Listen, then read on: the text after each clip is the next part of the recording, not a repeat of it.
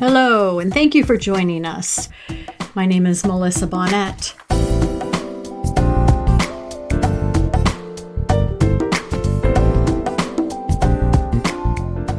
Hello, everybody, and welcome to another episode of the Volunteer Spotlight.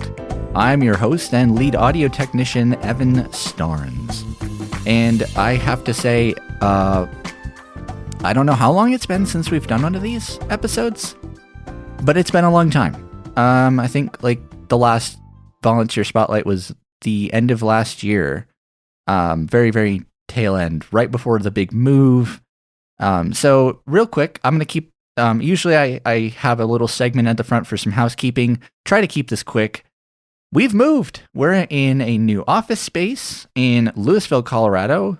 We also have switched up the way we do the Volunteer of the Month. So now, instead of calling and announcing the volunteer at the very, very beginning of the month, we will be sending out the Volunteer of the Month for last month at the beginning of next month.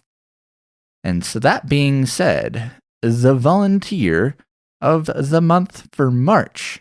How appropriate. March, it's Melissa Bonnette. Welcome under the Volunteer Spotlight, Melissa. It is good to have you here, and happy Friday, of course. Thank you. It's fun to be here. Absolutely. I always like to, as I say, I always like to kick off the show with some fun little getting started questions here. So, what is, Melissa, what is one unique thing what is one big thing you'd like us to know about you? Like a fun fact. I know it's super cliche, but Let's see about me. Well, I play a lot of tennis and love the outdoors, a lot of hiking, biking, running, all that. That's I love that answer. Very cool. How long have you been playing tennis? Oh, well, as a growing up a family of 4 kids, 6, we would play tennis all the time. I never played competitively until I was in my 30s and started playing leagues, and I've been playing ever since in leagues, USTA. Lot of fun, mostly in Boulder, some in Arizona. But as long as I can do it, I keep doing it. That's your sport, it sounds like, for sure. Mm-hmm. Yeah, that's definitely my sport. I do other ones, but that's the main one. It's fun. I love the sound of tennis. I think it's you can hear some sports, I feel like, over crowd noise, and tennis is one of them. It's it sounds cool, and I've never actually observed a tennis game, but either way, I think it's a fun sport. So, and yeah. I mean, always hiking. Everybody has to hear me talk about hiking all the time, and intend our audio trekkers hike this summer. Yeah. Oh, yeah, I'll look for that. Yeah, it's coming up in September, but right. I digress. So, unrelated, but as far as, audio content, what is your absolute, favorite thing to listen to, whether that be, audiobooks, podcasts, music, or something I didn't mention? It's funny. I do enjoy the audiobooks, but I've only literally listened to one. But I have friends and family that they swear by audiobooks because of the reader. The author doesn't necessarily always read their books. And so they'll get someone to read aloud who has enthusiasm or the accent or whatever of the book. So I need to do that more, but I do love music. I do listen to music a lot. Well, what kinds of music do you like to listen to? Well, all kinds. I mean, there isn't any music I would... I can take little bursts of some genres, but mostly I like kind of alternative, some alternative rock, some alternative jazz, some, indie, maybe? Inspirational. Yeah, totally. Yeah, absolutely. Alt rock. I feel like alt rock is kind of my default. It's kind of it's like if you could listen to one genre only for the rest of your life, it would be, I feel like alt rock's a good one. Yeah. Yeah. Mhm. Yep. So I have on my phone a lot of different genres. And then when I get tired of a song I've heard too many times, I just delete it and record, find something else. Absolutely. To me, music is a language. That's how I've always seen it. That's why I always ask, because you can tell, especially if you say that they like to listen to music, you can tell a lot about who somebody is by the type of music they listen to. That is very true. And I have a couple of grandchildren, and the oldest is turning 5 on Earth Day, and she loves music. And I can just see the change in her when I'll put some music on from my phone. She goes into dance mode right away. Yeah. No, I mean, and a quick side tangent, just because I thought of this, but I heard about a young girl that had a condition that where she would just basically sneeze nonstop. It's an interesting condition. I've heard of a couple people that have that, but the interesting thing is that the only thing that could help her not sneeze was listening to the Beatles, which is really interesting. I have heard of people that do have that condition, but I didn't know they could stop it by a certain band. Artist. Yeah. I love, because I mean, as a Beatles fan, that makes me very happy. Absolutely. I love that. Well, goodness, you've been a volunteer. You've surpassed, to my knowledge, your 25-year mark. How long exactly have you been with AfterSight? Well, very interesting. We lived in Denver for 10 years, 11 years, and then we moved to Arizona for a year. My husband had a job change, and we wanted to move back to Colorado. So we were only there a year, and we moved back to Boulder in 1999, and then in 2000, I started reading. Back when it was radio reading of the Rockies. Service of the Rockies. Yep, Service of the Rockies. Oh, yeah. Yeah, and it was interesting because I started reading the Eastern Plains paper, and we would get the physical print, and so you'd have to read your articles ahead of time and do maybe a little editing before you started reading. And to fill an hour program, I had to, read obituaries, the price of corn, kind of what was going on in the agricultural fields. And then I just started reading the Christian Science Monitor, of course, and that I read both. And through the years, it's gone from print to, print, then computer recording in the studio, and then obviously all digital from home after COVID. Oh, yeah. So it's been a fun journey. Sounds like it's definitely been quite a journey. Did you, by chance, do any of the live shows that we used to do? No, I never did.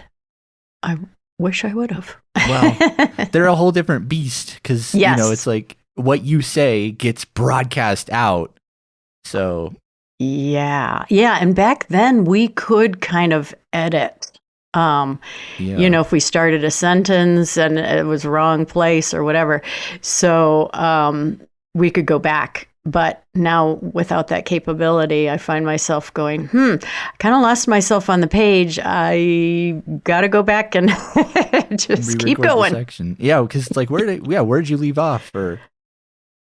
Well, it's different. Yeah, there's been a little different change on the computer in that. Anyway, I can lose a page really easily. Oh, yeah. Mm-hmm.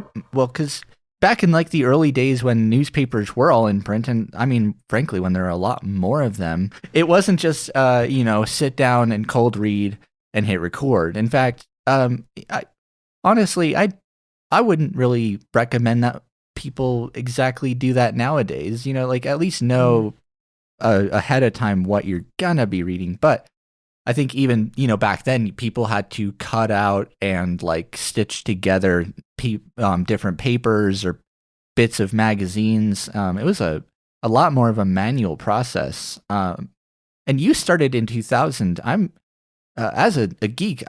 Before we were recording on computers. Do you remember how you would actually go in and record specifically? Like, was it a tape? Well, no, it was still the computer. So there'd be two screens. Oh. One in, you could go back and forth, but one was the recording screen. And that was after the page was digital. But I have no idea the technological recording devices. Yeah. It was on the computer, though. It was. Uh-oh. Well, I'm guessing that's what it was. It was, we'd hit record and stop, pause, and then start up again. But there was no portal or any of that, obviously. Yeah. Mm-hmm. Right. No portal for sure. So a lot of stuff back then wasn't nearly as automated as it is today, obviously. I think it's always interesting to hear how far we've come, as an org, especially with our recording technology, and what still has stayed the same. Because I started here in 2021, so I didn't actually know, for instance, that the studio still had always had the two monitors set up. I thought that was kind of a new thing, but yeah, I can't say exactly when that started, the two screens in the studios, but along the way we had to learn just here's the new way of doing things, and yeah, you just followed suit, and it was never difficult, obviously, no. But it's been fun. Absolutely. Well. Do you remember what like your first time ever recording your very, very first audio edition? What was that like? Do you remember? Gosh, it was so long ago, but I loved it. I've always read aloud, whether to my kids.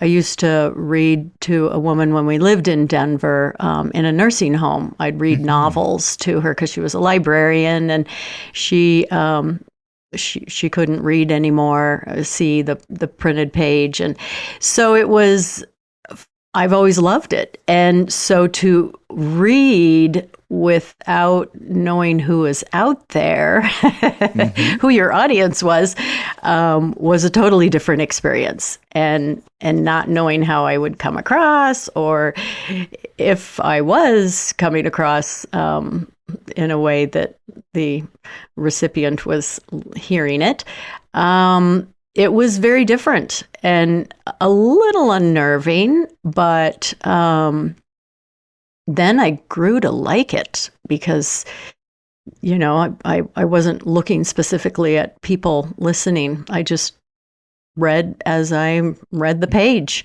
Yeah. The only thing listening is a microphone. Yeah. Pretty much. Yeah. And there was a time, actually for years, that a listener was regularly writing in with comments and what she liked and the articles. And so it was nice to get that feedback. Absolutely. How frequent do you remember how frequent that came in, like monthly or sometimes once a week, or whenever she listened daily. So I would just hear comments of what I had read. And I know, back when Kat Lundgren was the volunteer coordinator, she would pass that information along to each one of us. And we really appreciated it. It was nice. Absolutely. And it's actually something, it's been something I've been trying to figure out how to get more of, because people listen, they just don't call anymore, or they don't. So it's kind of trying to figure out, how do we emphasize that people are listening, and how do we encourage them to reach out and give that kind of feedback. Sure. Because I actually didn't, to be honest, I didn't know that, because I'd kind of always assumed things were always the same. People would people would give feedback if something was down, but they wouldn't necessarily say like, hey, I like the way Melissa read this article, or I like the way John, handled this particular touchy subject or whatever. People just listen, and it just becomes a part of their thing and of their routine, and they just don't think to. So yeah, maybe they don't know that. And it's good to get feedback too if I agree. they, something they don't like, and that can be changed. Because that's the biggest thing. Because we can listen to volunteers and stuff all the time, and I do qualify as a listener myself, but there's plenty of other people out there, and it would definitely be. I think it'd be beneficial I'd love to get more feedback. So. Mm-hmm. Maybe more listener surveys, or it's food for thought for me. That's for sure. Good. Yeah. I wanted to bring up something too. It was actually a point that I'd heard when you had put out your is when we had volunteers that had done 25. I think it was 25 plus years or 20 plus years. No, it would have had to have been 20 plus years with us. We gave them the opportunity to make a video. Basically commemorating their time here at AfterSight and kind of sharing how they got involved. But that what actually struck me was the point that you'd made about how you used to read for somebody in a I guess I don't know, a nursing home, whatever it was. Yeah. But, so that's actually basically the catalyst as far as what motivated you to become a volunteer. Mm-hmm. Correct? Yeah. Mm-hmm. Mm-hmm. I actually, back then when the newspaper, the Boulder Daily Camera, had classified ads, and when we moved back to Boulder, I thought, I want to volunteer. I mean, I was volunteering in both my daughter's classrooms, but I wanted to do more. And I saw an ad for volunteer readers for the Rocky Mountain reading services. Yeah, radio reading. So, that's what it sounded like. And I went and pursued it, and have done it ever since. So but before that, you were effectively your own radio reading service for this person. Yeah, I guess so. And actually, organizations like AfterSight, like reading services, have been around for centuries. I think that actually started after the end of World War II with blinded veterans, and it originally was like what you were doing. People would volunteer, and they would literally just go to these folks' homes and read newspapers to them, and so that's kind of how it all started. I mean, we're actually pretty recent as far as reading services, but. That's pretty cool. It's such a great service. I tell you, it really is. Mm-hmm. I know I've talked to several people who listen in, and just the convenience, and not only getting the news, but the programs, podcasts, and books read. It's really a phenomenal service. Thank you. And I think it's multifaceted because. And the information nowadays is more prevalent than ever before and easier to access than ever for some people, not for everybody. Right. Sometimes you want to go on a website and read a newspaper, but it's full of ads, and sometimes the thing isn't accessible at all, or it has an automatically read thing, but it's read by a robot, and that's another big thing. And we have had volunteers ask us, oh, why don't you just read with computer voices? You can never replace... I don't care how good your AI voice is, you can never replace a human. Period. For sure. Absolutely. And speaking of computers, let's talk a little bit about your recording setup. I always like to do this mainly because, well, I'm a geek, number one, and people sometimes have some pretty unique recording setups. One that comes to mind was a lady named Jerry Gingras that we interviewed a few months ago that she read in bed. Her recording studio was a bed, and her sound dampening was pillows. So, what? Yeah, isn't that, it's something. So, yeah, what's your, can you kind of give the audience, paint a picture of what your recording setup looks like? Well, I have an office in the back of the house, and it's funny, through trial and error what I've done. I used to leave the drapes and the blinds open, and then I heard that there was kind of reverberation. So I closed the drapes, all the drapes, and I have a Yeti microphone hooked up to my laptop. And that's pretty much it. I have little headphones I put on, and pretty low tech. But it sounds great. Oh, good. Well, that's great. So I kind of just do the same routine every week. As long as the feedback is good, I'll keep doing it. Although I will say we are moving to Golden next month, so I'll have to set up a new kind of noise dampening room. That bed situation with the pillows sounds pretty comfy. Well, even that, or a closet, or something like that. Totally. Although, I don't know. Closets can get cramped sometimes, depending on the space. Yeah. But I do know that having a window, because the window is right in front of me, not having it closed with a soft fabric is, I guess, dampens the noise. It does help. Even noise dampening wise, as far as having I found having a soft rug on the floor, or in conjunction with curtains, it really does make a number. You don't have to put up studio foam or any of that fancy stuff. So yeah, I wondered that. I actually ran into a woman about 3 years ago when I was in Kansas City, and she read and still reads for the Library of Congress. Oh, cool. Yeah, and she records data, books, information that they keep on audio file. And she actually built a room with that material, that foam material, to dampen any sound. She's got a very professional looking, she showed me a picture of it, small room that she records in at home. Yeah, some people build their own booths. They have volunteer I was talking to a few months ago, they have a phone booth. That's what it looks like. It's made out of these construction bricks, and the inside is just completely coated in foam, and the table is made out of it's padded, and the floor is padded. It's a padded room effectively. Yeah, we all need one of those. Yeah, sometimes we do, especially when technology does what technology does. So yes. I agree. Well, we're nearing the end of the spotlight here, but I always like to give folks the chance to ask me any questions. If you have any questions for me, Evan Starnes, or if you have any questions or feedback for AfterSight.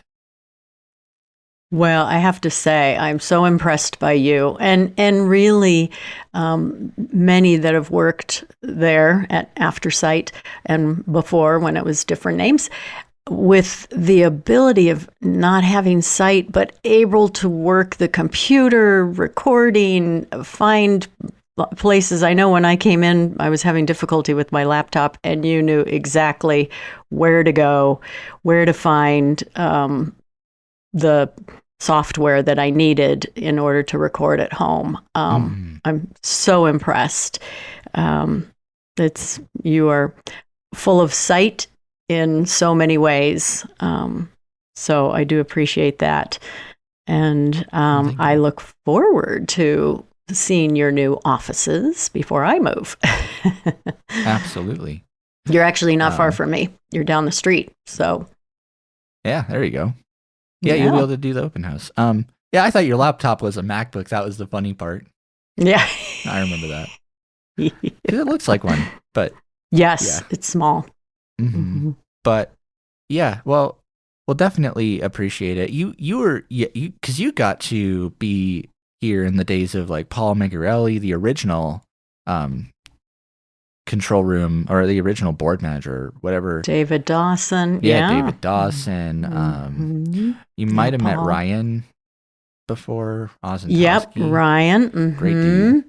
So yep. You got to meet a lot of folks. And yeah, I mean, we can get around a computer with you'd be surprised at how efficiently and how quickly you can get around a computer using just the keyboard. It's Yeah, it's amazing. It is pretty And I do amazing. miss those days when we used to be in the studio and see everybody. And I do too. so these different activities that you have, like the open house and when you had the ice cream social and all that, are fun for all of us to get together.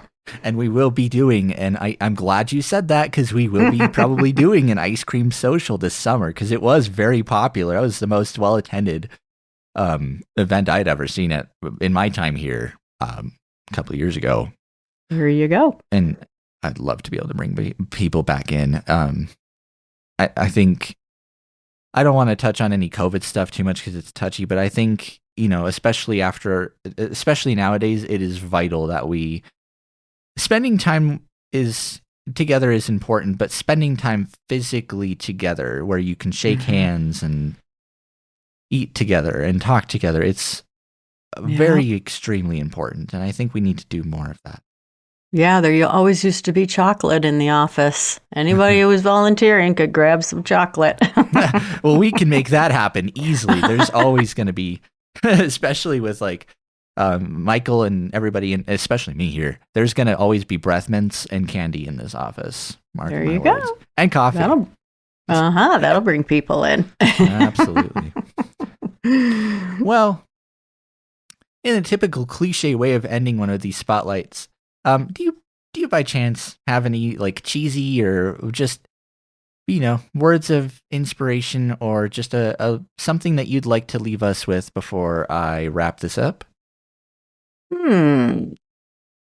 Well, again, I will reiterate, I am just so impressed with AfterSight and the service it provides for, really everyone who has the need and can't access news or read the printed page, to have it right at their fingertips. So it is a wonderful service, and I have definitely enjoyed being a part of it for the last 25 years. We're glad to have you as a volunteer for sure. Absolutely. Thank you. Alrighty. Well, we're going to go ahead and wrap up this episode. If you have any feedback about this podcast or any of our other podcasts, or if you just like to chat with us, you can always email us at, you can email our general feedback which is feedback@aftersight.org, or leave a voicemail on our feedback hotline, or would you call it a hotline? Our voicemail line. That's going to be 720-712-8856. And yeah, with that being said, I'd like to thank you guys for coming back and joining us for another episode of the Volunteer Spotlight. I'm glad. I think we're getting back into the swing of things here, and so these will be coming out. They should be, ideally, we're a little behind now. They will be releasing the first Tuesday of every month. And like I said, the volunteer of the month from last month will be announced at the beginning of the following month. So yeah, back in the swing of things. I'm glad to be back on doing these spotlights. And yeah, Melissa, thanks for joining me today. And we will definitely talk soon. Thank you. Thank you for having me.